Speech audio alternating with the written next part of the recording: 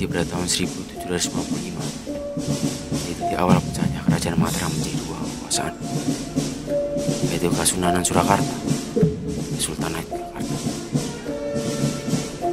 Akibat kejadian ini, keluarga besar Sri Sultan Hamengkubuwono I, Raden Mas Sundoro yang telah menjadi Hamengkubuwono II, pindah ke Yogyakarta. Raden Mas Sundoro diangkat sebagai putra mahkota pada tahun 1758 setelah calon sebelumnya Raden Mas Ento wafat. Raden Mas Sundoro dewasa dan bagaimana perjanjian Giyanti dan Semarang untuk memperkecil wilayah raja-raja Jawa dan memperluas pengaruh Voce. Hal inilah yang menumbuhkan rasa benci terhadap Voce dan orang asing. Tahun 1785, Sri Sultan Hamengkubuwono I secara resmi mengangkat Raden Mas Sundoro sebagai pewaris tahta dan mendirikannya Hamengkubuwono II. Jangka waktu 1808-1812 adalah tahun-tahun yang banyak mengubah wajah Yogyakarta, mulai dari gelombang revolusi Prancis hingga masa peperangan Napoleon. Kekacauan di Eropa ini membawa dampak yang signifikan. Salah satu kerajaan di Jawa, Sultanan Yogyakarta, karena Prancis dan kerajaan Belanda sedang menghadapi Inggris. Napoleon mencari perang yang tetap di Jawa, dan jatuhlah nama Raden sebagai pilihan. Utamanya ialah mempertahankan Pulau Jawa kerajaan Inggris. Dari beberapa kebijakan yang ia buat memiliki efek yang menyakitkan bagi hilangnya hak mereka yang diambil pemerintah kolonial yang kemudian disewakan ke partai hilir. Akhirnya berbahasa selak, petani, industri, maupun buruh.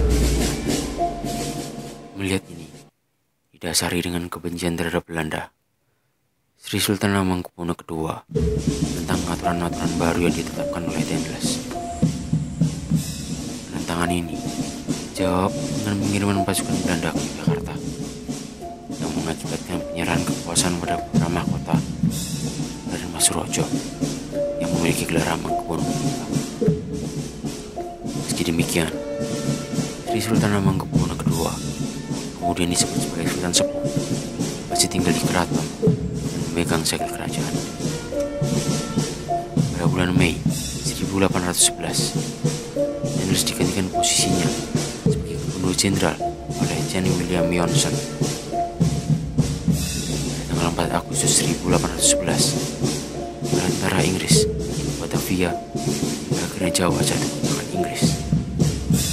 Setelah Jawa jatuh ke tangan Inggris, Gubernur Jenderal Inggris di India, Lord Minto, mengutus Thomas Stanford Raffles sebagai Letnan Gubernur Jawa. Raffles segera mengamati kondisi politik belah Jawa, khususnya di Surakarta dan Yogyakarta. Pada tanggal 2 September 1811, Raffles mengutus Mayor Robinson untuk mengabarkan kekalahan Belanda Prancis pada Sultan Hamengkubuwono II, Sunan Pakubuwono IV. Namun rupanya, Sultan Hamengkubuwono II sudah mengetahui kekalahan tersebut dan mulai menyusun rencana untuk meminta kembali tahtanya dari anaknya, Sultan Raja atau Hamengkubuwono III. Untuk mereda gejolak politik, Raffles mengizinkan Hamengkubuwono II naik ke tahta kembali. Pada 15 November 1811, Raffles menunjuk John Crawford sebagai Residen Yogyakarta. Untuk merayakan hal tersebut, Crawford mengadakan pesta perkenalan di loji, yang dihadiri salah satunya adalah oleh Tan Jin Sing. Tan Jin Sing lahir sekitar tahun 1760 dari ibu bangsawan Jawa dan ayah angkat Tionghoa, Kapiten Oi Tek Piong. Dibesarkan dalam dua dunia, Jawa dan Tionghoa, Jin Sing tumbuh menjadi seorang laki-laki cerdas dan terampil, menunjukkan keterpaduan antara ketajaman seorang Tionghoa, penguasaan pengetahuan lokal, serta kecerdikan orang Jawa. Dengan privilege yang dimilikinya, Jin Sing dapat mengenyam pendidikan yang terbilang jauh di atas anak seusianya. Pendidikan yang ia tempuh ini memberikan ia berbagai keterampilan. Salah satunya adalah penguasaan 5 bahasa, yaitu bahasa Hokkien, Melayu, Jawa, Belanda, dan Inggris. Keterampilannya tersebut pula yang di kemudian hari akan membantunya dalam menjalin relasi diplomasi, tidak hanya kepada sesama Tionghoa, namun juga Jawa dan pihak kolonial berkebangsaan Belanda dan Inggris. Setelah kematian ayah angkatnya, Jinsing mewarisi bisnis perdagangan berasnya serta menggantikan tugasnya sebagai kapiten Cina di Kedu, mengemban tugas untuk mengurusi perkara komunitas Tionghoa di daerahnya. Dengan keterampilannya, nama Jinsing dengan cepat melesat naik, membuatnya dipindah tugaskan untuk menjadi kapiten Cina di Yogyakarta. Saat menghadiri pesta perkenalan Crawford, Jinsing memanfaatkan kesempatan tersebut untuk menjalin relasi dengannya. Singkat cerita, Jinsing dan Crawford menjadi tubuh dekat, dan Crawford berharap bahwa Jinsing dapat membantunya dalam melunakkan Sultan Hamengkubuwono II yang anti-kolonial dan keras terhadap Inggris. Namun, Sultan Hamengkubuwono II bukanlah orang yang mudah berubah pikirannya, dan justru menunjukkan ketidaksukaan yang tajam terhadap Raffles dan segala bentuk dominasi Asia. Ketegangan memuncak ketika Crawford mengajukan kontrak baru kepada Sultan yang isinya dianggap sangat merugikan pihak Jawa, antara lain pembubaran pasukan kesultanan, bandar dan pelabuhan dikuasai Inggris, penyerahan wilayah Pacitan, serta campur tangan Inggris dalam adat dan perdagangan.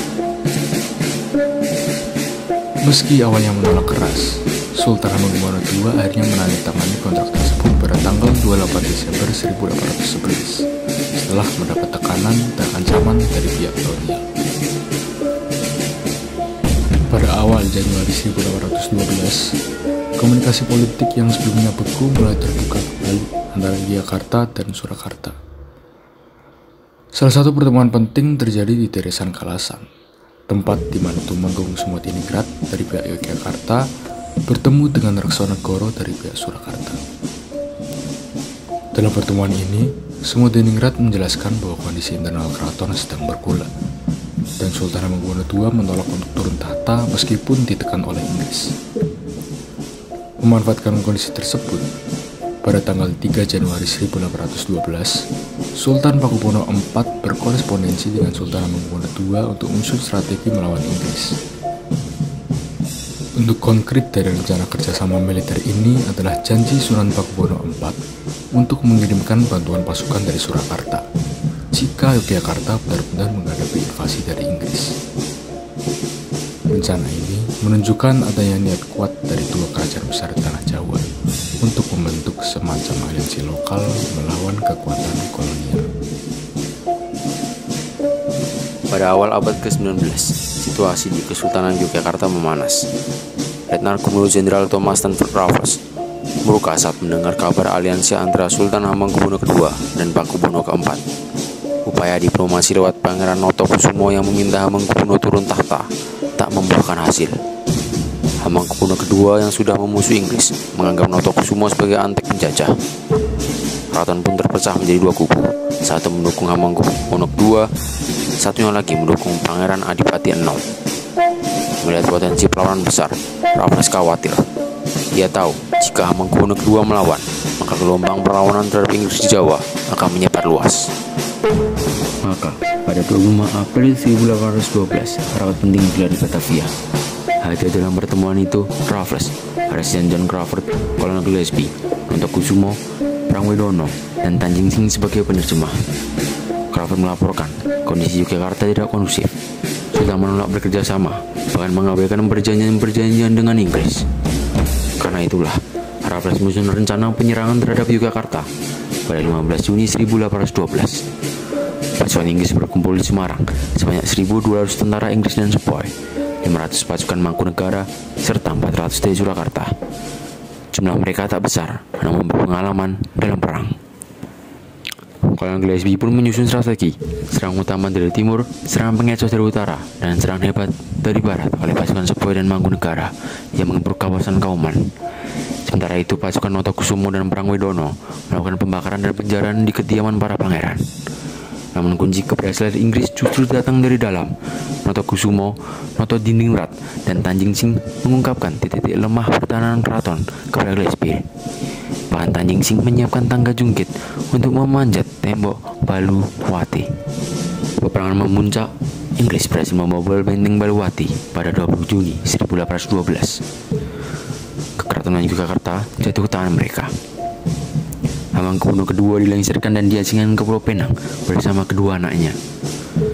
Pangeran Adipati VI diangkat menjadi Hamengkubuwono III dan Notokusumo dianugerahi gelar Adipati Pakuawan pertama, memimpin Kadipaten Pakuawan yang baru dibentuk.